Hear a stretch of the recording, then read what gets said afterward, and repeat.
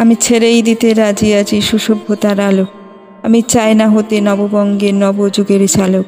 আমি নাইবা গেলাম বিলাত, নাইবা পেলাম রাজার খিলাত। যদি পরজন্মে পাইরে হতে ব্রজের রাখাল বালক, তবে নিবিয়ে দেব নিজের ঘরে সুসভ্যতার আলো।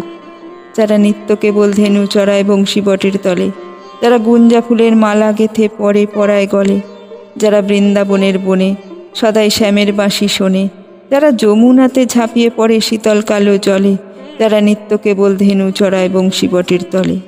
ওরে বিহান হলো জাগরে ভাই, ডাকে পরস্পরে। ওরে ওই যে দধি মন্থধ্বনি উঠল ঘরে ঘরে। আরো মাঠের পথে ধেনু চলে উড়িয়ে গোকুল রেণু, আরো আঙিনাতে ব্রজের বধূ দুগ্ধ দহন করে। ওরে বিহান হলো জাগরে ভাই, ডাকে পরস্পরে। ওরে শ্রাবণ মেঘের ছায়া পড়ে কালো তমাল মূলে, ওরে পার ও পার আধার হলো কালিন্দিরি কুলে।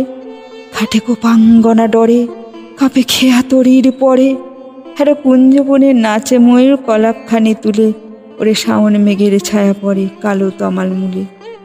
মোরা নবনবীন ফাগুন রাতে নীল নদীর তীরে, কোথা যাব চলি অশোক বনে শিখিপুচ্ছ শিরে। যবে দোলার ফুলো রশি দিবে নিপো শাখায় কষি, যবে দক্ষিণ বাঁয়ে বাঁশির ধ্বনি উঠবে আকাশ ঘিরে। মোরা রাখাল মিলে করব খেলা নীল নদীর তীরে।